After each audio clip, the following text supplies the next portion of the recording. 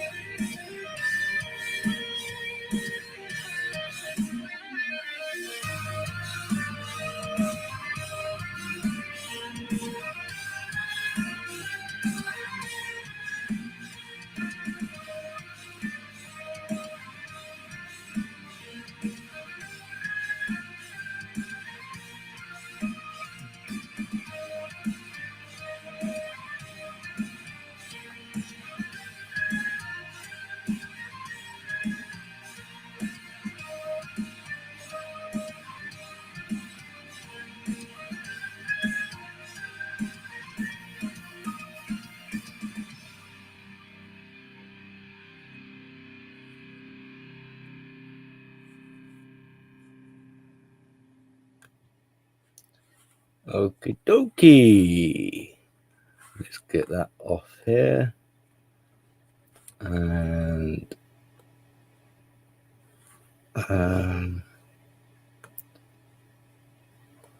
a silver bullet. And then let's put a little background. While we try to take over the world. I can get rid of that. Okay. So we're gonna have a little bit of fun. This is a bit of a fun topic, hopefully. We're going to see how we go for time. because it's quite a lengthy one. So if I have to split it into two parts, we'll do that. But I'll try and cram it all into one, if possible. So the title is a little bit misleading. I was trying to do a little bit of a play. Really, it started off as a topic that's going to be looking at if being stupid is a smart move, strategy. But then we can also look at the disadvantages of being smart. So we're gonna make a bit of fun of everybody. So it's it's all in a little bit of jest. Try not to get, offended. So let's crack in. Okay, so yeah, being smart gives you many advantages in life. We understand that, right? Like, evolutionary speaking, it increases your longevity and your chances of survival, right? But that aside, can you be too smart for your own good? And later on, we'll look at, can being stupid actually be better for you? Be more advantageous? And I'm throwing around the word stupid, but we're gonna have to define our terms in a minute. And our definition of stupid is gonna shift as we progress. So we're gonna look at, when we say smart, I'm talking about things like deeper logic, the more complex, the intellectual, the higher cognition, the nuanced people who have nuance, and it's pretty expansive, right? That's what I'm kind of referring to when I say smart people. The deep logic versus the raw logic. And raw logic, what I mean by that is they're restricted, they're limited, they're pure facts and statistics, they're more simple. And if we're talking like MBTI kind of thing, this would be the thinkers and the sensory. Whereas with the smart group, with their nuance, they would add in intuition and feeling. So these are just loose. It's kind of like I couldn't work out how to categorize sort of without being offensive. This isn't really about who is better, who is smarter, as such. This is just ways of thinking. You've got simple way of thinking, and I don't mean this in a derogatory sense. It's just like, literal, straight to the point, compared to people who like to jabber on and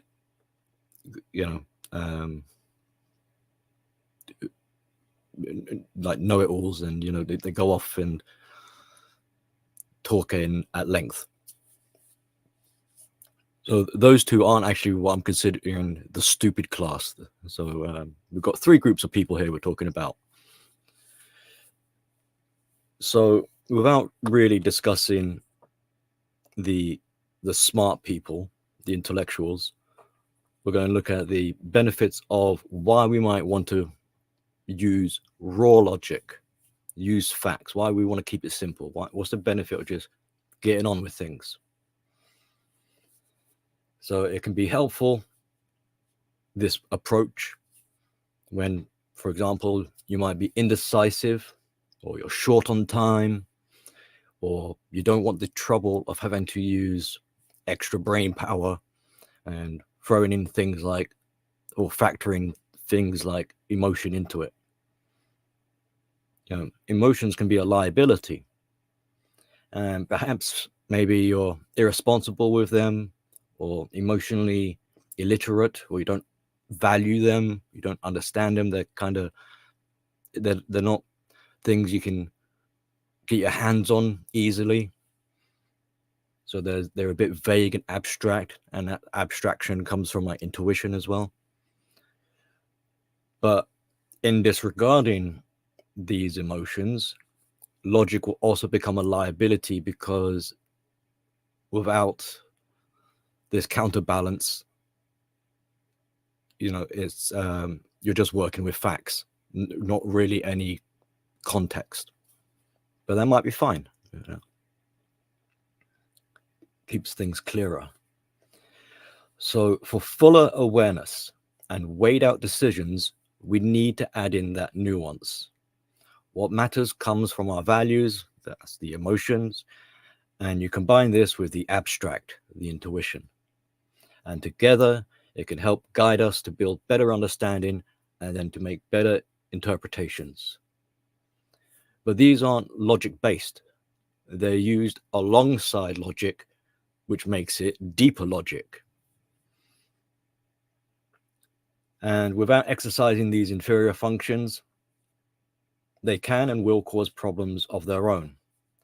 So, to avoid this complication, we can sacrifice deeper logic and just fall onto our raw logic instead to get about and avoid the additional stress. No need to hassle with nuance.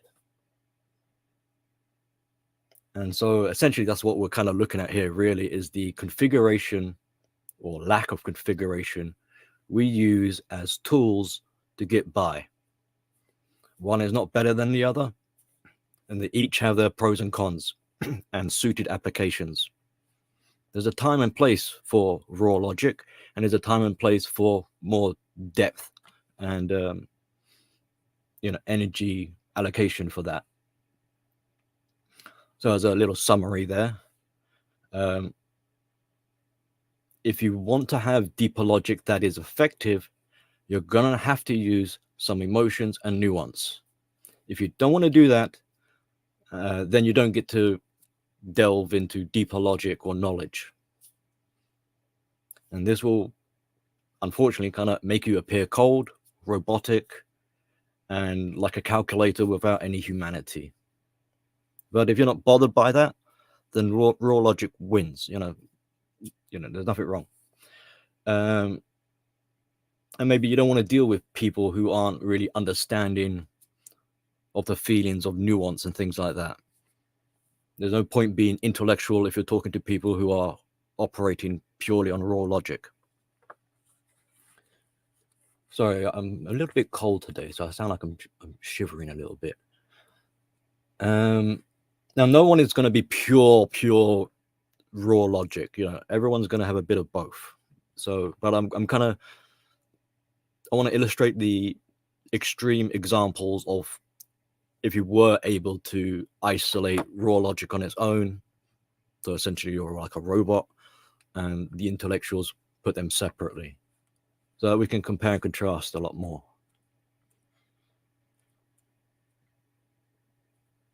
But estrogen neutralizes logic, Timothy says. Yes. So anyway, so some disadvantages to the brainiacs, these smarty pants, hey? So there is a saturation point of accumulating knowledge, and you get this with the red pill. A saturation point of accumulating all these red pills. To what end? So this extra knowledge and extra information can cause a paralysis, or it can cause confusion. So with the raw logic side of looking at things, it has the benefit of keeping it simple, clear, to the point. And so the trouble is for them is when to apply it and in what sort of way in consideration. It can be very handy, for example, when someone is trying to bamboozle you. Very effective against women, and they hate it when you shoot them down. Let them jabber on, and then you come along with a pretty strong statement. It shuts them down. But like all things, this approach can be used against you because you're not engaged in any deeper thinking. So you are unable, you don't have access to a broader way of thinking. So if you were strictly sticking to raw logic, a disadvantage would be, for example, I could simply say something like, it would be a good idea if you told me your PIN number in case you forget, right? So logically, it kind of makes sense. Okay, I'll tell you my PIN number. So with this, discernment is required, which unfortunately, raw logic cannot provide. Discernment belongs to the deeper thinker. But if you care not for discernment and happy to discriminate, then raw logic it is. So to use deeper logic wisely, because there can be cons, it will need responsibility, perspective, broader awareness, time. There's quite a lot that goes into it. That's why it's deeper logic. It's more energy draining. So deeper logic is more than simply facts. That's what the raw logic is for. Deeper logic needs to be suitable. It needs to be relevant for it to have application. Otherwise, you have the problem of being, off into the bushes, theorizing all day. It needs to be measured. Otherwise, you can overcomplicate or overthink things too much. So logic left unchecked can be overambitious and produce stupid results, even more costly results. The hubris gets in the way of raw logic, trying to warn them that they are doing something stupid. So raw logic can protect you from your intellectual stupidity.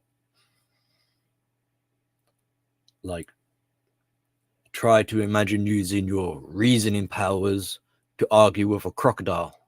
That's probably not a smart thing to do. But that's kind of funny because you have to have a level of self-awareness or intelligence to know your limits and not try something stupid. So a wise man would know when not to be wise. And that in itself is being wise. Ultimately, this means that raw logic can protect you at times, even from yourself. You're too dumb to hurt yourself too badly. So deeper logic can be draining due to the energy and effort required. It cannot be sustained indefinitely. You will need a break from time to time, otherwise you will lose the efficiency. Therefore, you cannot escape raw logic. And it's great not just to argue with like a woman, to defend, to counter her arguing points, but it's great like if you've got kids who want to argue with you and you're just like, just do your homework. I don't need to explain. But all these things can be taxing. So a raw logical solution might be, why bother with it? If I can bypass all that stuff to achieve results, then what's the harm? By the time you figured out the most organized and efficient way of doing something, if you just got on with it, it might be done by now. So why exert yourself more than you need to? Are you a masochist? Someone who wants to be more impulsive, and this doesn't necessarily have to be a bad thing, but you just want to get things done in the instant without faffing around, hasn't got time with all this trivial stuff. So raw logic can provide you with instant gratification. I'm not saying that instant gratification is necessarily a bad thing. Deeper logic creates hesitation and can become a hindrance. So deeper logic needs more patience, it needs investment. And some people just do not have that, the luxury of time, dithering around. So that kind of difference can help identify the level of logic a person is operating with and is approaching life in general. So no IQ test is required for this. This is where I have a little jab at the people who like to throw the boast about their 500-point IQ score or whatever it is, ridiculous, as if it means something. It doesn't mean anything. It just means that you're full of, hubris. So no IQ required. You could tell the state of someone's thinking by simply how they're approaching situations. And you can also tell by their level of demanding and expectations. But remember, this isn't about who is smarter, it's rather what works. So not having conflict within you or lingering doubts, this is something that the deeper thinker might struggle with, helps to avoid the uncomfortable cognitive dissonance, because you can't make your mind up. So for raw logic thinkers, they can achieve alignment or balance much more easily between their deeper thoughts and feelings by simply removing them altogether. Therefore, for deeper thinkers, it causes stress and can disrupt harmony. Kind of similar to what we're saying about the paralysis. So if you don't want the worry and the headaches and all that stuff, then simply just don't think about it, right? So by reducing anxiety, all is well. No problems in theory. And with a bit of denial, you can simply pretend they don't exist. But we can see that by reducing functions down to zero isn't really a long-term problem. And practicing this method doesn't develop the skills for when a time does come along. But that really isn't a concern for raw logic thinkers, because they're dealing in the instant, immediate problem. And if life is a constant, immediate problem, then there is no long-term problem for them to be concerned about. They just deal with things as it comes. So are you actually built to handle deeper logic? Maybe you simply can't, So if you cannot afford or are not built to handle higher thinking, then you don't really have a choice other than to focus on raw logic, which comes with that outcome dependency, part of that instant gratification. You must become more demanding, more entitled, and you become driven by ego. Because these impoverished areas cut off the potential for growth, you may instead lead with the heart. And despite the lack of conscious awareness of the emotions, we can see that subconsciously they are still there. Now, raw logic is important. It is a key basic ingredient. Raw logic builds the framework for your principles. And this is what children move into after they begin experiencing emotions. Raw thinking is good to reset you and bring you back down to earth when relationships and deep thinking becomes wonky. So raw logic can help calibrate you and reset you. Thus, healthy people build a relationship between their raw logic and their deeper logic, and together they bring them to form the basis of critical thinking.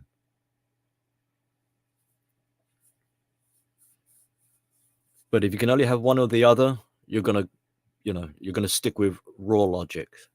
It's much more because of the instant, because of the benefits of having raw logic. It's much more survivalistic in a sense. Now, for literal raw logic in the hands of a deeper thinker can be very helpful to communicate complex ideas to less intellectual people. Hopefully not in an offensive way, but rather to help bring them along. Now, given attention spans and retention is short, it is a helpful tool to crystallize concepts and make them easier to remember. A takeaway or summary, if you like. Sometimes people get lost in the details or the terminology or the difficulty in subjects. This technique requires a bit of empathy to make it relatable. Suffice to say, therefore, to have true empathy, you need intellectual awareness.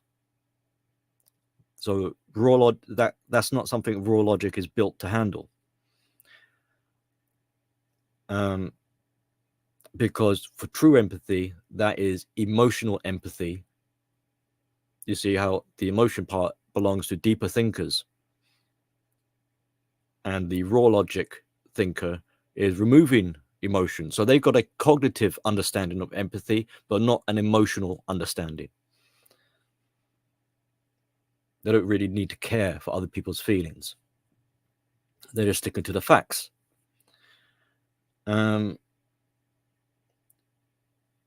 for the raw logic thinker, it's no good feeling what someone else is feeling, like you're a sponge.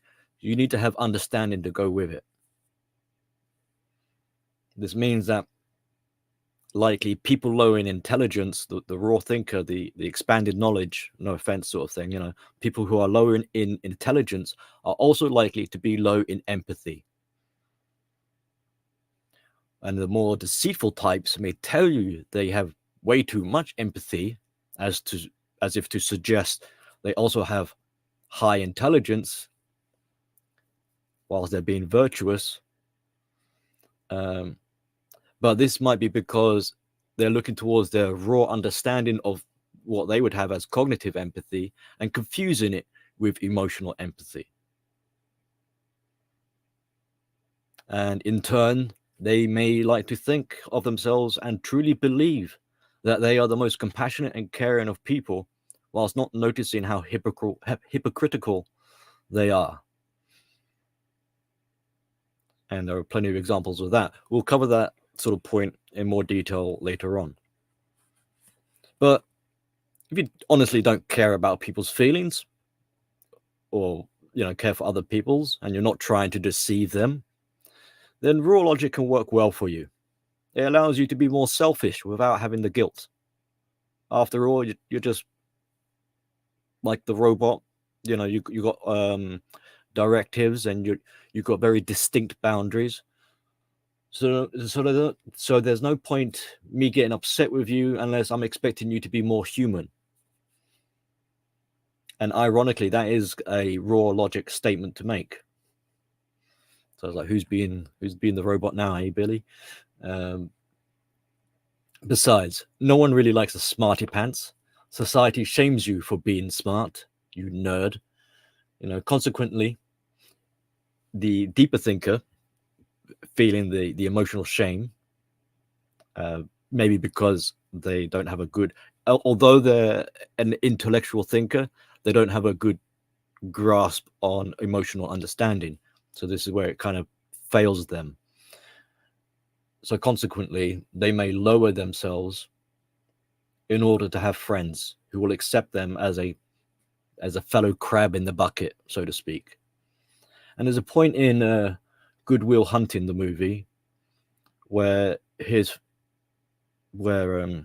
Matt Damon's friend he's been a real good friend by telling Matt Damon that, look, you've got an opportunity to excel in life.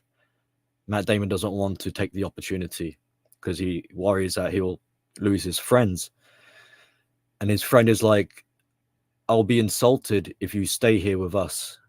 You know, don't sabotage yourself for our benefit or something like that. You know, like, and it's a very that was a kind of raw versus intellect argument, and raw logic won out, made far better points than the intellectual.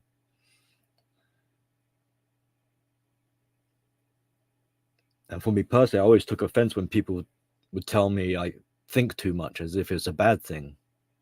And in turn, it used to make me feel bad. And it made me hold back. And that wasn't good for like self-esteem. That is a form of gaslighting. But anyway, if this idea of raw logic way of life, this like crab lifestyle, works well for you, then it saves you having to be refined or cultured or civilized or sophisticated or negotiate or finesse, be suave, you know, this sort of additional kerfuffle. It saves you having to develop a character or needing to discover a sense of self. What would you need those things for? So on the surface, you might think that being a raw logic thinker will be less depressing and stressful and disappointing, because those are problems of the more intellectuals with their complexity and higher standards. But it's not quite. Yes, without proper direction and left to run wild, deeper logic can be sterilizing and take the fun and nuance out of things just as easily as it can provide them. It can remove meaning and purpose from life if it has no direction. But the more experienced and skilled intellectuals have a better appreciation of fairness and overall understanding of context. They have access to the ability to learn from their mistakes. They can solve their problems in a multitude of ways. They could be innovative and creative and such.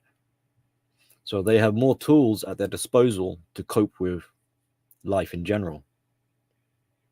But why would you want those expensive, fancy tools when all you need is a hammer to solve all your problems?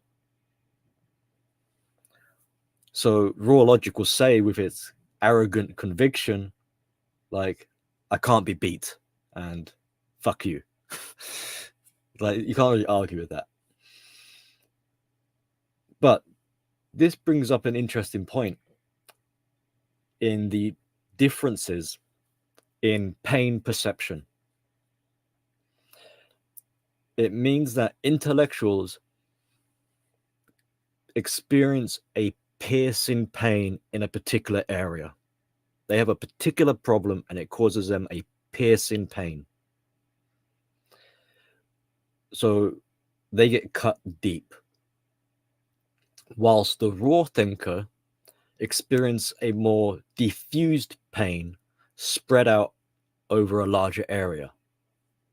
And in contrast, instead of a deep cut, they get bruised and battered. And what we see here is an inverse of the logic spectrum and creates a relationship balance between logic and pain, and suggests that logic as a tool is designed primarily to deal with the sufferings of life.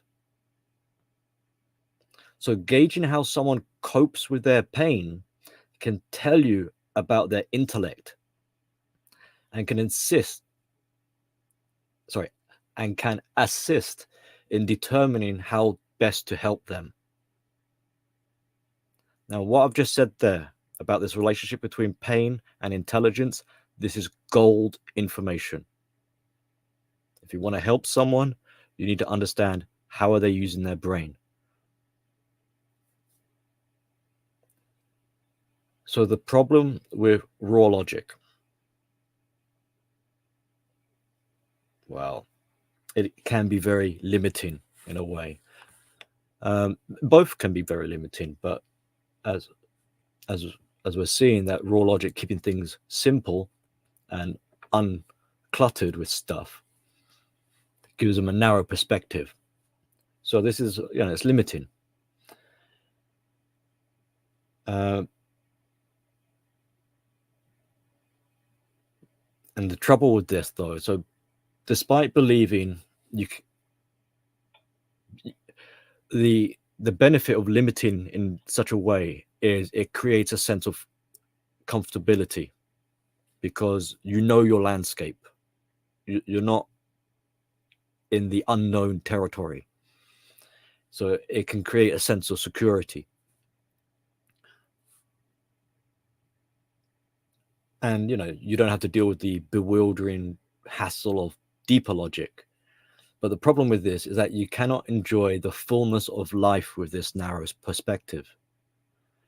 And feasibly, you can't even have proper relationships.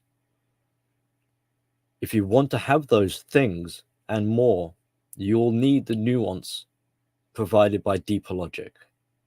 But with that will come the additional responsibilities. So in contrast, the raw logic thinker gets away from some of these responsibilities. So decisions need to be made. The trade-off is, do you want to switch off your higher brain functions and save energy and preserve your sense of security by not needing to have to change, so therefore you're non-adaptive? Or do you want to grow and have opportunities? And if you're strictly sticking to the raw logic rules with constant utter determination, it will prevent any flexibility. And the discernment keeps coming back in for you to be able to recognize and know that if you want to extend your limits and adapt to new situations, you're going to need deeper logic. You're going to need to grow, right? So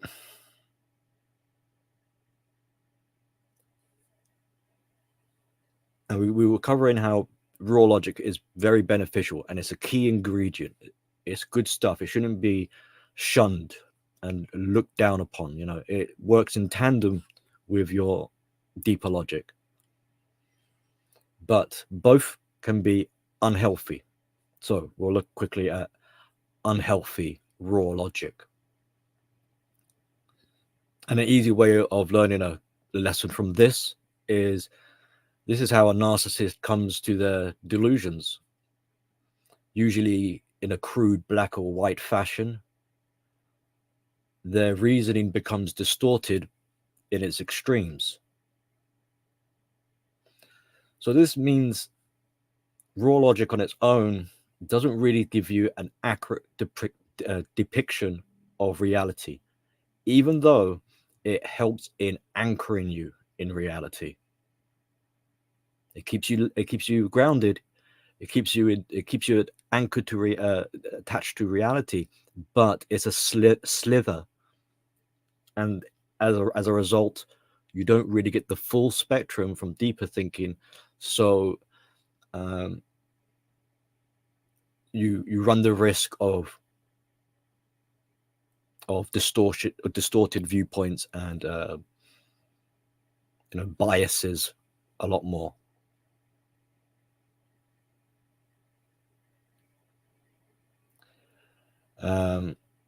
The raw logic is without substance.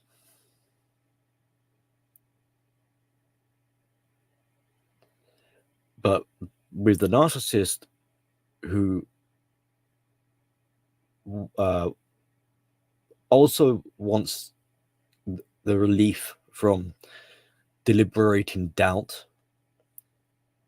this sticking to this sort of raw logic approach helps them not to be distracted or care about how things they don't really care how things work. They got their eye on the prize. They just want to achieve their goal. So they're similar. Now, there are differences, but I'm just sort of trying to show you how these things can relate.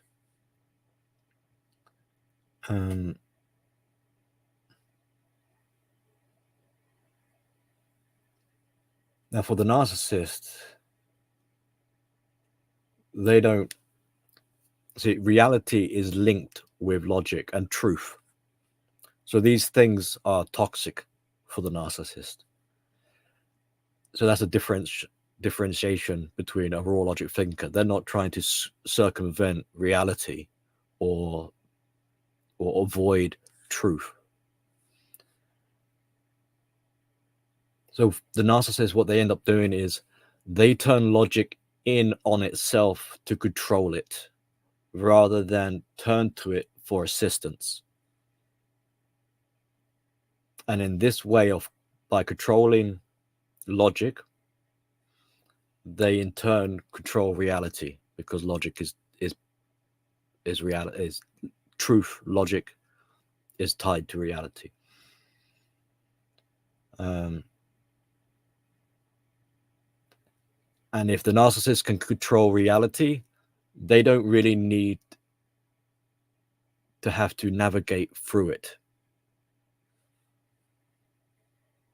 So that's their kind of logical process of how to get by in life.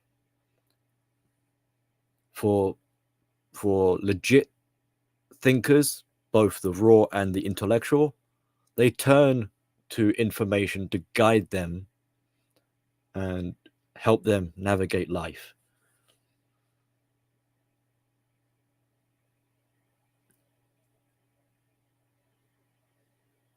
Okay, so the next section we'll cover is a fine line. Now, there will be times when raw logic simply won't suffice, or it won't solve a problem. And for them, being caught out genuinely is a surprise. And it highlights the maladaptive nature. And at times like that, some people, either they're going to have to start thinking deep, or if they're avoidant of wanting to think deep, like maybe the narcissist, they may reach to prayers or to magically fix their problems. You know, when with a little bit of deeper thinking, which is a contradiction, I know, like, you know, those sort of people wouldn't really need divine intervention. And I'm not very religious, but from my perspective, it makes me wonder, is this what God is for? To bail you out of responsibility and fill in the gaps of understanding? You know, and there is a concept called the God of gaps. When things are unknown, then they're explained away with God.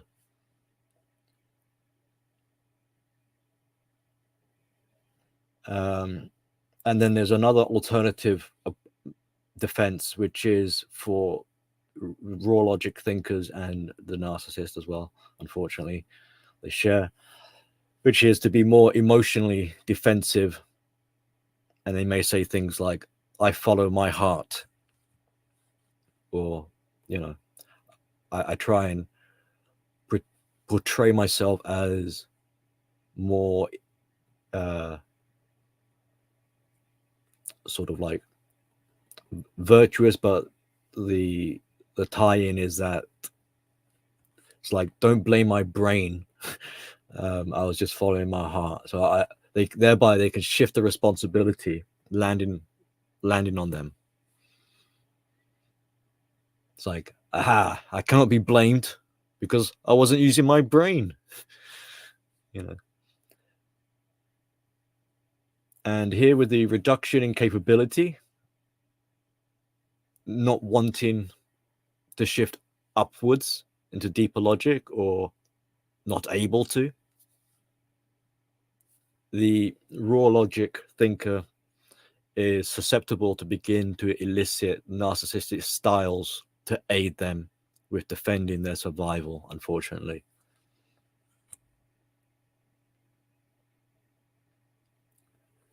Now, after some time, people will consider the solidness of the raw logic thinker as being a bit thick-headed. You know, that's something that you before we could count on the raw logic, keep it facts. You know, you can't argue with the truth. So raw logic thinkers can be very dependable as well. But once it's been compromised in such a way, then and they're sticking to their guns and they're having to reach for other assistance, avoiding the deeper avenue, then they could be looked at as being a bit pig-headed, thick-headed, you know, stubborn, and they become more of a liability with blind spots. And this limited awareness starts to spill into making miscalculations. So unfortunately, people may give up on them, even though they're like a fellow crab, no offense, but, you know, like a one of us sort of thing. People may give up on them because if they're regressing in such a way, they end up sounding like a broken record with no originality. Because remember, originality is the domain of the deeper thinker. So the raw logic, the unhealthy raw logic thinker basically becomes talking points. That's all they amount to after a while. Okay, so I hope we can sort of extrapolate how higher thinking can be beneficial, and so that will save me a chunk of writing or talking. But I want to make sure, like, we're clear on this, that raw logic thinkers are not the same as the stupid or the defiant people. You know, most time, raw logic, the users of raw logic are trying not to be intentionally difficult. You know, they can typically make their points as a matter of fact and simply leave it there. They're not really going to engage in an argument. They're just saying it as it is and take it or leave it. But the defiant, this is where the definitions of terms start to shift, because I was just saying stupid people, but now I'm saying the defiant stupid people who don't want to conform and play by the rules. They are intentionally difficult and stubborn. And these are the woke. These are the emo black pillars. These are the virtue activists who weave a narrative and pervert logic with the aim of deception. And yes, that person you are probably picturing right now, whoever that is. Those are the deceptive, defiant, stupid people.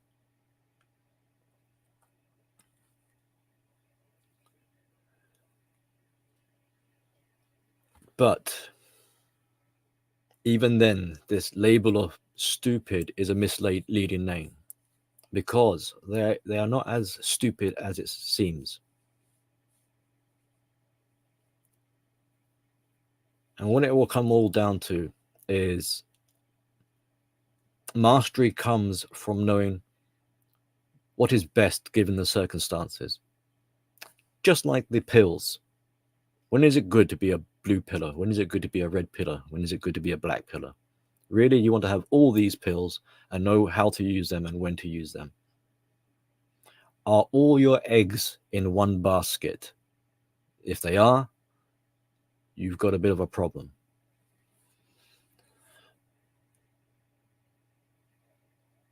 So remember, this isn't about who is smarter. It's about how people choose to tackle life. And I think that's the end of the first part. I think we can, should we continue going to the second part? We're going to be looking into more the deceitful, defiant, stupid but not stupid sort of classification of people. The more narcissistic, the more mentally disordered.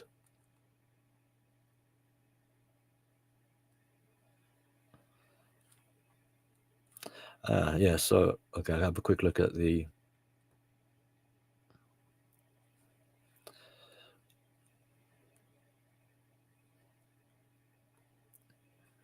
Yeah, see you later. I'm pretty sure.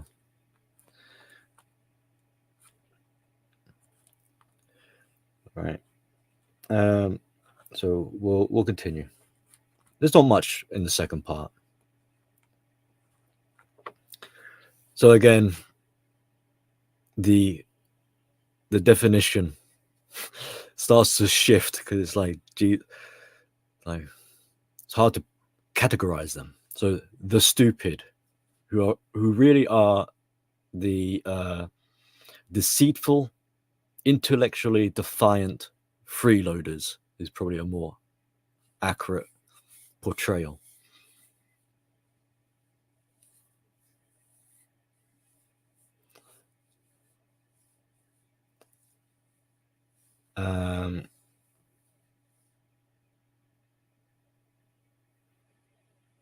So the more you learn, the more you realize there's even more to learn. Now, is this wisdom ingrained in the stupid? Learning to them is a never-ending effort. The irony is, all this effort to avoid effort is effort.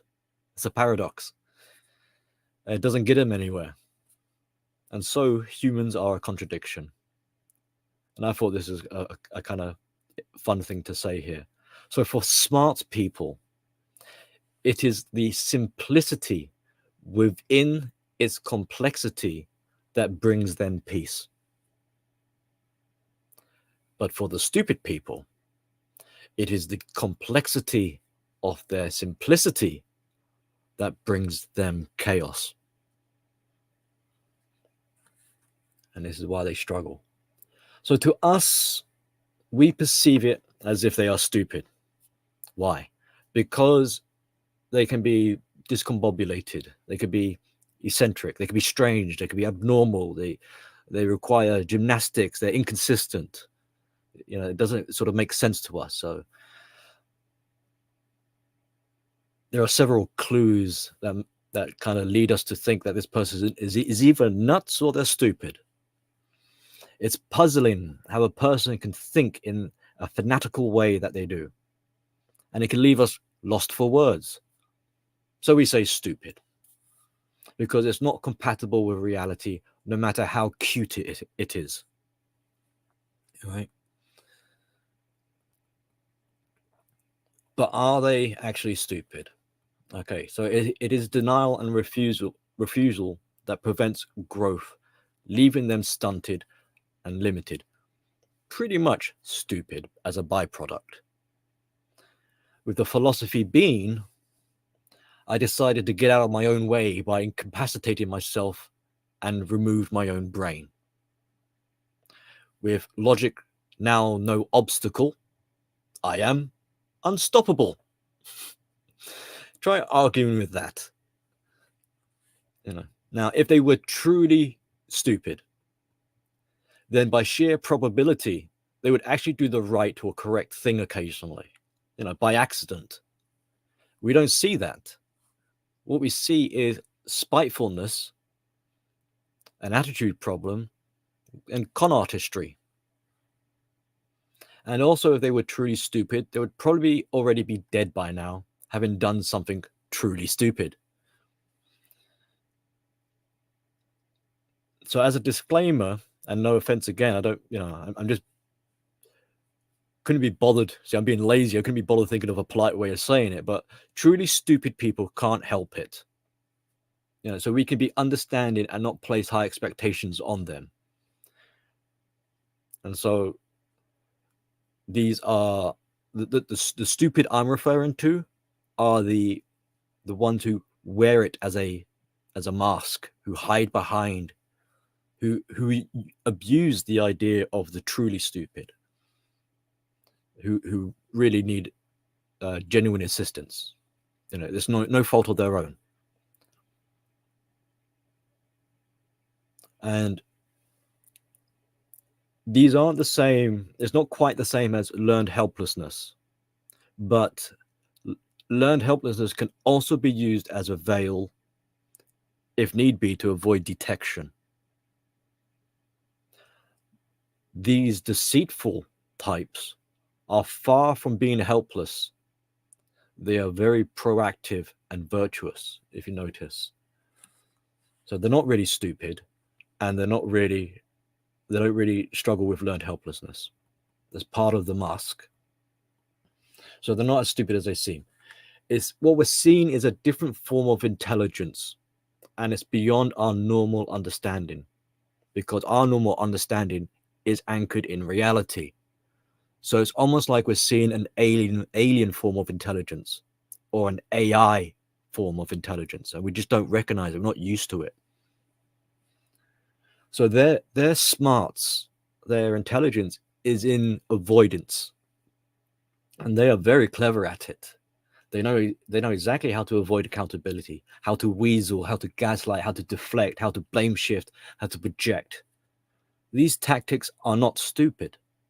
It has worked for generations and it is very effective. Now, granted, there is an argument to say that even so, it's not really intellectual intelligence that shaped these tactics. It's been refined over time, like evolutionary speaking, with trial and error. But logically, this is being smart. If you are wanting to survive through deception, then this is a smart way of going about it. And for that to work well, they need to have you figured out in order to fool you. So again, a con artist, you wouldn't be a very good robber, thief, or whatever if you weren't skilled at it. So these deceitful, stupid people, they can make connections, they can theorize to an extent, they can make vivid landscapes and imagination. Some are very capable of holding down a job, albeit grudgingly. They don't like having to work, and they've got a serious attitude problem. But the goal here really for them is they're lazy and they want to cut corners. They want to cheat in life. That is a choice which stupidity can provide for them. That is an option. I mean, that if you want to cheat and be lazy, then stupidity can provide that for you, and they demonstrate it. So they're not stupid. They're not truly stupid, and it's not about being right or wrong. They are avoidant of being true. They are actually avoidant of being smart and true, because with that comes responsibility. If you're a brainiac, you need to be responsible with that brain. So for the defiantly stupid, their MO in a way is not adhering to the rules of normal life. They reject meritocracy in defiance. It's that it is in an act of antisocial rebellion. Antisocial personality disorder much? So they are antisocial despite seemingly pretending to be very social. They are undoing the fabrics of reality.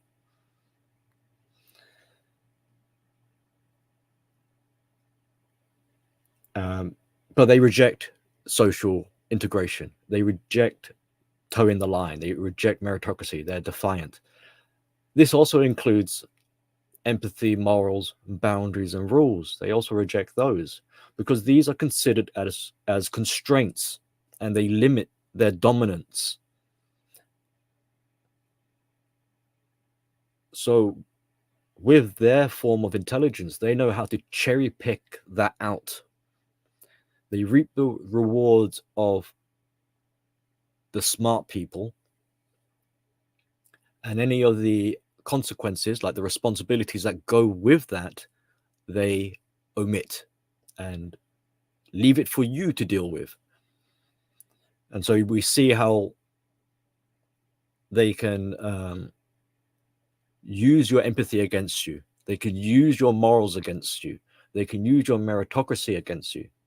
They can use your social obligations against you. But they, in their hypocritical manners, won't do the same. They won't, they won't adhere to the rules of life, but they expect you to do it because that puts you in a limited, vulnerable position, and that makes them untouchable. They can do as they please. So this is a clear distinction between the raw thinkers, because they're not doing any of this stuff.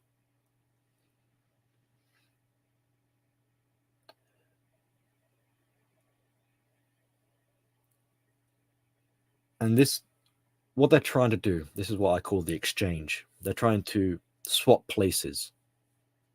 And this is part of that. So they treat you as if you're stupid, hoping that you'll treat them as if they're smart. But you won't hold them accountable to the things we've just mentioned. You're supposed to hold on to that in that exchange. So what they're doing, in a way, is these defiants. They want the perks. They want the benefits of the label of being smart. And you'll see this with them clout chasing or stealing reputation, and they're in a bid to get recognition. So they want to, they want the fruits of the labor, but they don't want to actually do any work themselves. They don't want any of their responsibility. And this makes them intellectual freeloaders. Now, this is going to be a mouthful to say. So, the new definition is they are the deceitfully defiant, intellectually stupid freeloaders. And they are encapsulated basically by the dark triad, a very good one. Highly narcissistic, Machiavellianism, and antisocial psychopathy. Might even be like the dark triad on steroids. But this isn't to say, because they want it best of both ways, right? So they also want the benefit of being stupid, and this is why they get the stupid title in there. And they want the benefits of being stupid because it means they don't have to put in the work. They don't have to do the meritocracy. What they don't want, what they cherry pick out of the stupid label, is the actual word stupid, because that is very shameful. But this doesn't, apart from that name, they have no real problem falling back on, oops, I made a boo-boo, I was mistaken, how silly of me. They can play dumb, they can play stupid if it helps them avoid repercussions. They can pretend to be only human. Well, I'm not perfect. Go easy on me. So what we're seeing here is heavy double standards, and it depends on what the time of need. Their needs determine if they're going to portray themselves as the master, or are they going to portray themselves as the victim slave? They're both. They try to be. And this is created, what they're attempting to do is create a setup where they can never lose and can only win. Now, if being smart is all about problem solving life, then this to them is the ultimate solutions. Singular, ultimate solution. In fantasy, it works perfectly, because in fantasy, things are perfect. So in principle, in fantasy, this is a no-brainer. Win-win. But this isn't fantasy. That's the problem. It doesn't work in reality. Reality is imperfect. So this creates a particular problem for the stupidly defiant, intellectually freeloading whatevers, that they now need to overlay their fantasy on top of reality. They need to replace reality with their regime management. And then this will be part of their master plan of winning life. Now, some of the other advantages of playing dumb can get you is people will offer their help to you and do work for you. You know, you can obviously avoid being accountable and responsible.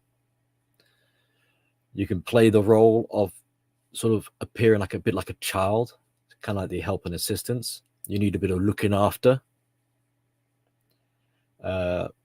You can play on being forgiven, pretend to be innocent.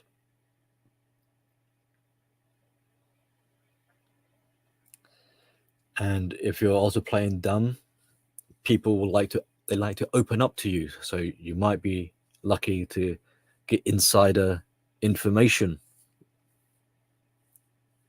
and people will be more trusting of you because you don't pose as a threat. So there are advantages of people who pretend to be dumb. So these are lucrative characters we're describing will utilize those aspects. These are tools and weapons as far as they're concerned. Now, it is important, I think, as a point to make here, to not be dismissive and with calling people like this stupid. Why? Because it gets them off the hook. And as we just stated, they're not actually stupid. They're calculating. So by not being dismissive, even though they appear stupid, and to some extent they are, because they're not using the mechanics of reality. But we'll be able to hold them to account. And as they worm themselves further, we'll see them incriminate themselves even more as conniving con artists. I mean, you can kind of use their own words against us. Like, you want to be smart, right? You got an IQ of 147 or something like this, so be careful what you ask for. You're going to be accountable now. No good playing dumb anymore. Now, the dangers for the raw thinkers, because they're quite close if they're not careful. And this applies to community settings. Raw thinkers will hear something and sparing themselves some effort, which is fair enough. It's not the job to go into deep logic. That's not what raw logic is for. So they can hear something and not verify it. They may run with it without proper cross-referencing, which means it can be kind of easy to trick a raw thinker. And with their appearance of being closed-minded or closed off, it can unfortunately push people away.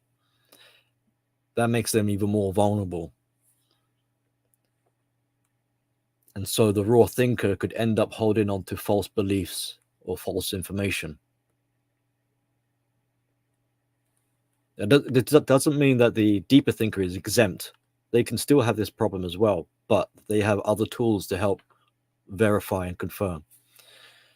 But the raw thinker is more prone to being fooled, and very badly. They're prone to being manipulated more easily. They are more likely to be indoctrinated and converted into enablers. Their deeper, nuanced thinking is outsourced elsewhere, putting them at the mercy of their provider, who's whispering whatever crap in their ear and manipulating them. So with other convincing means to puppet or control this now enabler, this raw thinking enabler,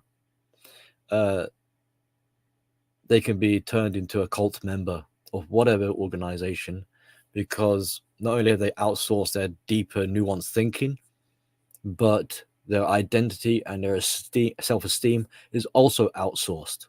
Those belong to the deeper thinker.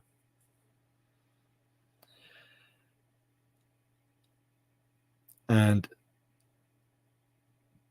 because like, so to protect the raw thinker, they need to step into higher thinking, but they're not doing this because it's in the hands of the defiantly deceptive intellectual freeloader who is providing and feeding them with brainwashing. And this is where the raw, be now converted and vulnerable and such, this is where they need to be even more careful, because they can overlap and slip into the defiant class of these stupid people that we're talking about. And it's not just the raw thinkers, emotional thinkers this could happen to as well. But so both the raw thinker and the emotional thinker become corrupted, and they become infected, and they in turn become manipulators as well. And over time, this will take a process. So this is the overlap and the transition.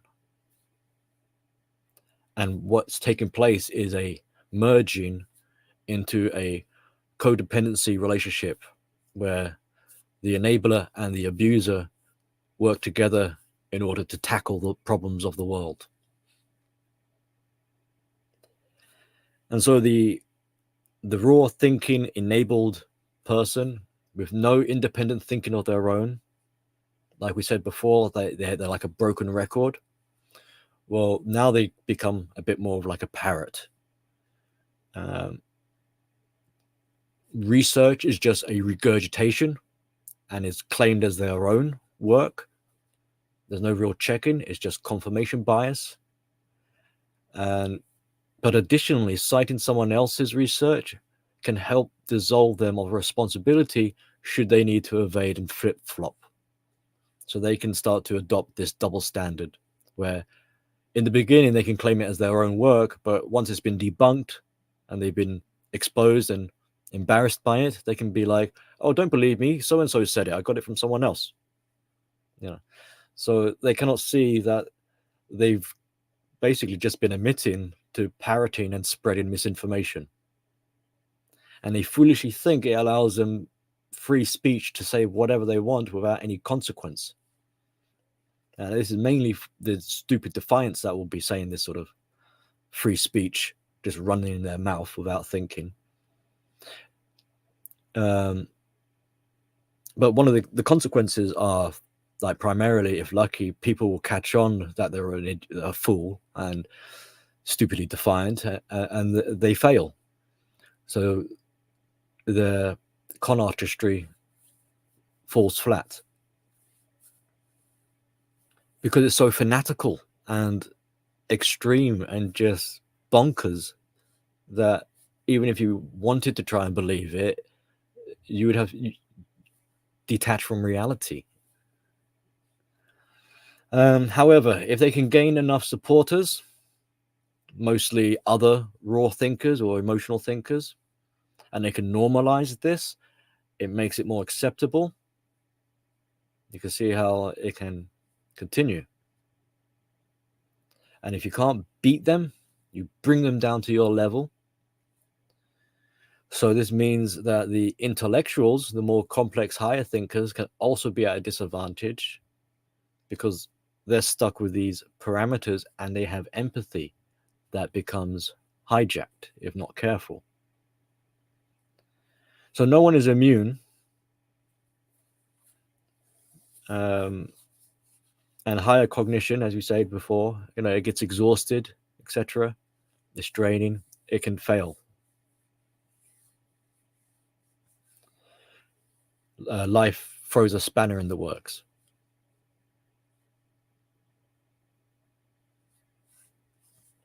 Now, with this sort of transference into a ambiguous sort of landscape of fantasy,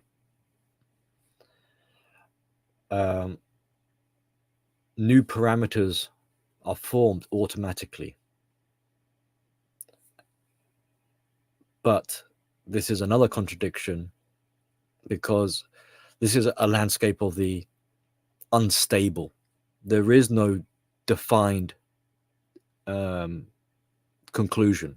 There is no closure or definition. There's no solid line to adhere to. It's supposed to be a blur. But when you do this, when you when you go into La La Land like that, automatically new parameters are formed, because it's natural to try and get your bearings. You need some sort of sense of stability, but it requires constantly shifting the goalpost. So it's kind of like there is what seems to be solid ground, but it's adrift. It's not actually solid ground. It's floating off constantly.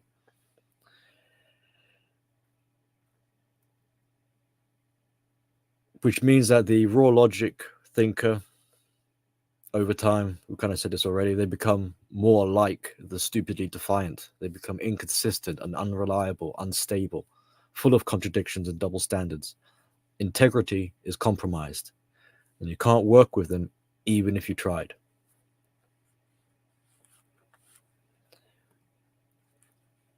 Now, this situation that's developing requires a bit of ingenuity to be able to turn it into an advantage.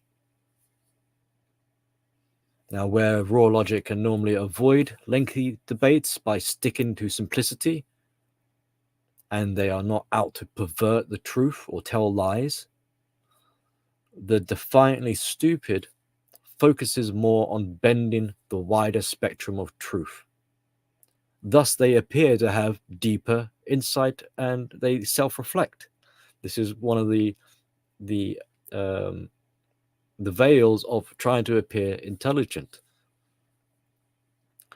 So they bend the wider spectrum of truth. And in doing this, it places them above all other types of people here. Now, bending the truth is better than building a complete, ludicrous fabrication. It eliminates competition. It's like two birds with one stone. But nonetheless, a fabrication is what they are doing in order to deceive. And again, the drawback is that it always leaves them in a state of flow, of reiteration, making adjustments. Nothing can be established. They become a mess, caught in a web of their own lies. But this doesn't really matter to them, because it serves a greater need, that of exploitation. Why exploitation? Because they've set themselves up for dependency, to take. They have nothing to give but corruption as exchange. So in order for them to take, they need to covertly manipulate with deception. You see how logic has been perverted into such a nasty means of parasiting your way through life with exploitation. So the stupidly deceitful defiance will think of grand conspiracies as an example and spread it through the raw thinkers, through the enablers, because higher intellect, which in a way what we've been describing here, these are like tools, what we're describing are tools, these are forms of control. So higher intelligence is a form of control, it's a fancy tool. Because this is beyond them, therefore things that are beyond their control must also be of higher caliber. Thus, things beyond their understanding must be an organized elite crime taking place, grand conspiracies. Never are conspiracies a small affair, if you notice, unless you count trolling as one of them. Now, yes, this is sort of like a half-truth. Yes, there might be corruption in higher circles, but what do we see? We see disproportionate, we see exaggeration to the point of being larger than life. And this is a result of filling in the gaps from a lack of understanding and boundaries, which produces these magical thinkings and leaps in logic, and also paranoia because of their self-importance. And we mentioned earlier about the gaps in God. So this is, Satanism suddenly at play. The entire world is out to get them because they are just that important. Now, what we can extrapolate here is that these people really don't understand how the world works or have any realism. It's all too confusing, and this is how they make sense of it. It is a creation of anything from their imagination than what it actually is in reality, because reality is a competition. And they don't, it doesn't matter, like, as long as it's something that's not reality, they're happy with it. If they want to believe in dragons, that's great.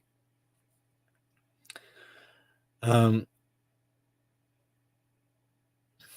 over time, this gets worse, because to support this fanatical fantasy world building thing of theirs, more and more reality must be ejected to make room. So just like how you can become saturated with knowledge, they become spoilt in a way for choice and causes a saturation for them, which ironically, they don't want to be limited, but they kind of shoot themselves in the foot, and it limits them further because they can't integrate into reality and get by. They're sort of outcasting themselves by accident. So ultimately, they become smart enough to deceive themselves convincingly with stupidity. And thereby they succeed at escaping life and reality. And this fantasy creation is also true of their idolization and relationships. They are also deceptions. They're not really in a relationship. It's just another deception. They're not really your friend. There is a deception, because their whole life is built around deception. All their interactions are is deceit. It's to serve the purpose of exploitation.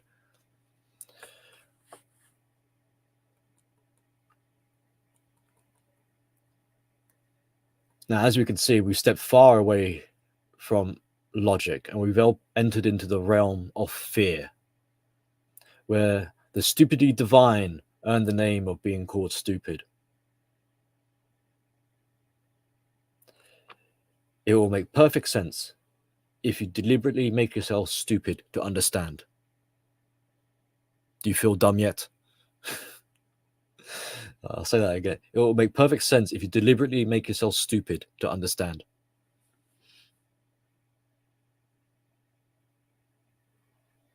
Okay, so would therapy help? Not for raw logic and not for the defiantly stupid that don't particularly want it. Therapy is designed for growing responsibility. So neither the raw thinker, although they will be responsible, and they will be accountable. They'll say like, "Hey, this is why I said what I said," but they're not really out to grow on, to add to that responsibility. And this is what therapy is for: is to add additional responsibility, to grow on that. Now, what the defiantly stupid, they don't want therapy. What they want is caretakers. And as far as they're concerned, there's nothing wrong with them. It is you and everyone else that is the problem. But the benefits of responsibility is that it allows you to take ownership. So they cannot take responsibility, hence they will never allow themselves to be accountable.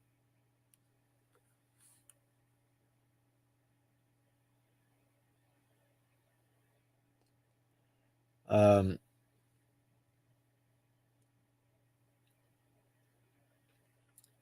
problem is if they were, for the defiantly stupid people, if they were to use true, actual, deeper logic instead of trying to twist it and turn it into a mutated form, which isn't really true logic then, but it's under the guise. But if they were to actually use deep logic like other people, they would run the risk of actually agreeing with them. So they have to be part of the kind of definition of defiant. Now they can't agree with you, so that's a no-no. So stupid it is then. And they don't really care about being wrong or logical together. They just want to be in opposition to you, and hate you. Right? They've got the attitude which is more like they're willing to cut their nose off to spite their own face. And these are triggered by things like the narcissism.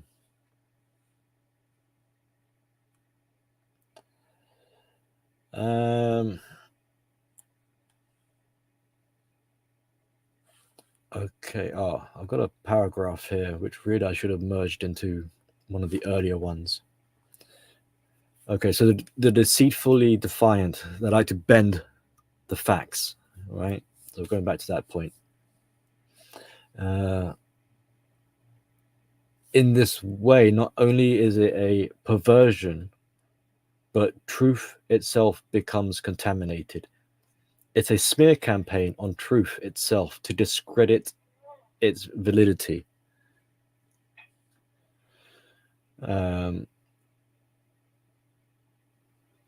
Now, flat earthers do this when they're claiming photos by NASA are doctored.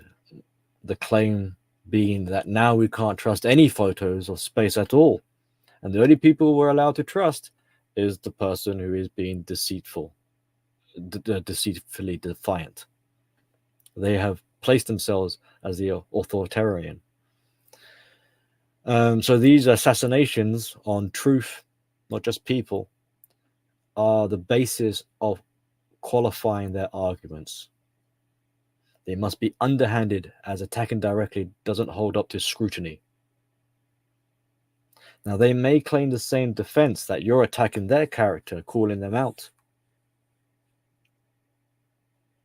But after their argument falters and you are left wondering what kind of person would make these assertions, their assertions of your character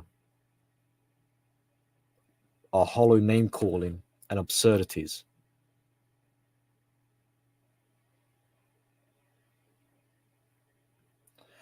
But alas, you will not win with these sort of predators because they refuse to adhere to reality. So eventually, you'll just leave, telling them go kick rocks, and in that way, no contact, it will become evident who needs who.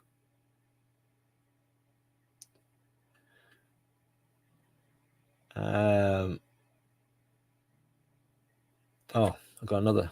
These must be so these are my trading notes.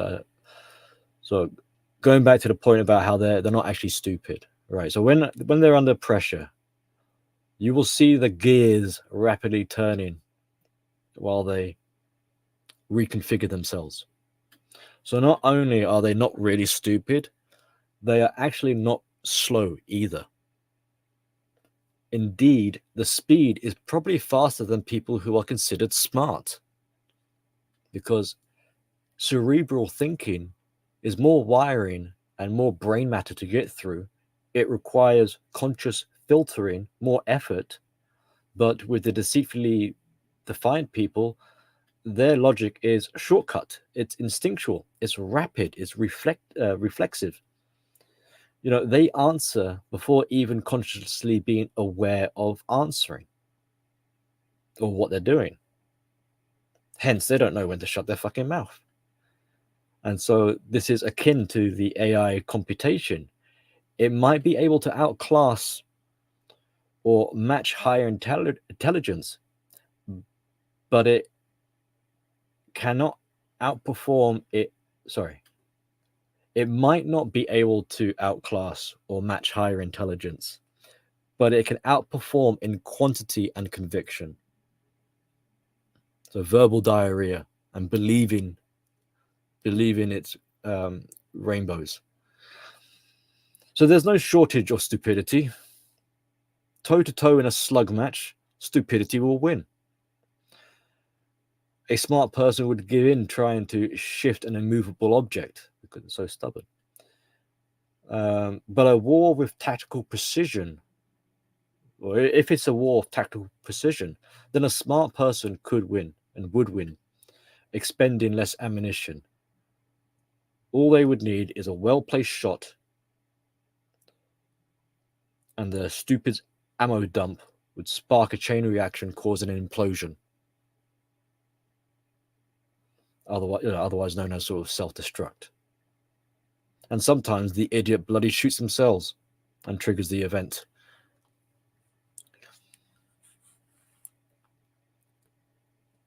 So, all in all, there we are.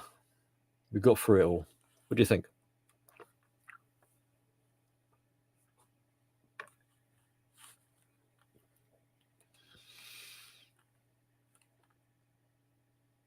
All right.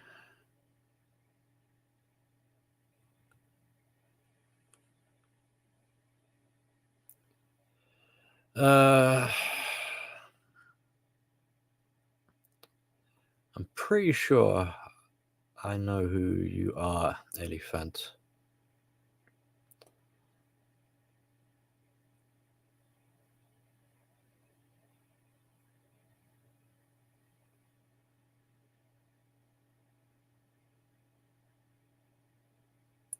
So I'm just looking at the comments, trying to decide if I need to kick you out, Elephant, or what.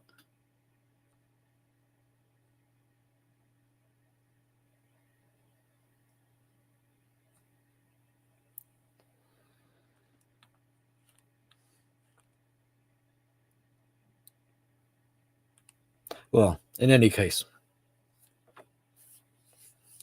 So yeah. Intellect, logic, thinking, basically tools. Get through life. And it's good to have an awareness. Thank you, Angela. I figured it was PJ. So, goodbye.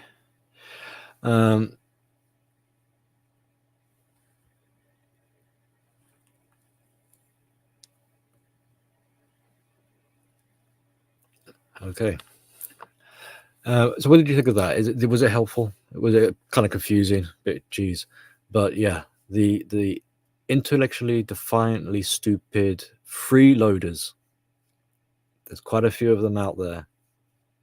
And hopefully with what we've covered, you'll be able to have a bit more discernment and know what their MO is and what they're trying to do, and how you could either not waste your time engaging with them or sort of catch them out,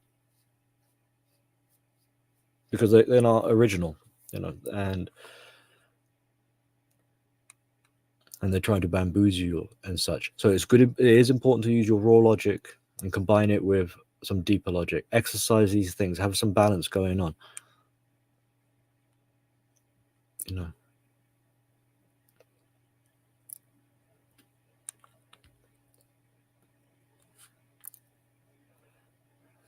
Yeah. So it's all about balance.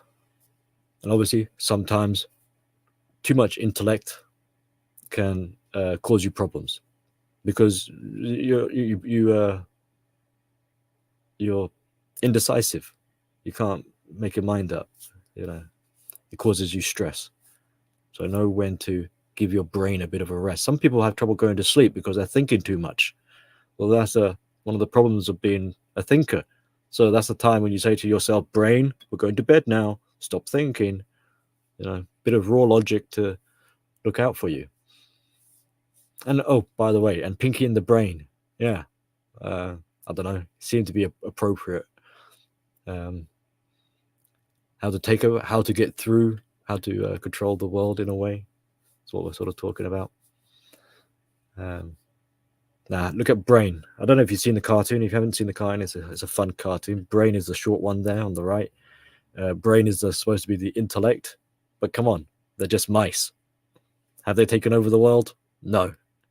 You know, do they think they can take over the world? Yes. You know, so all said and done, you know, try not to take it too seriously. Try to have a bit of fun in life. Life isn't. I know I was talking about how we use these as problem-solving tools to get through life, but life itself isn't really meant to be a problem. You know, so there are other forms of intelligence and ways of thinking that we haven't covered here. I think perspective is a separate sort of branch in a way. And the MBTI covers a lot of how we look at life and how we process information and come to our decision making. So it's very relatable to this topic.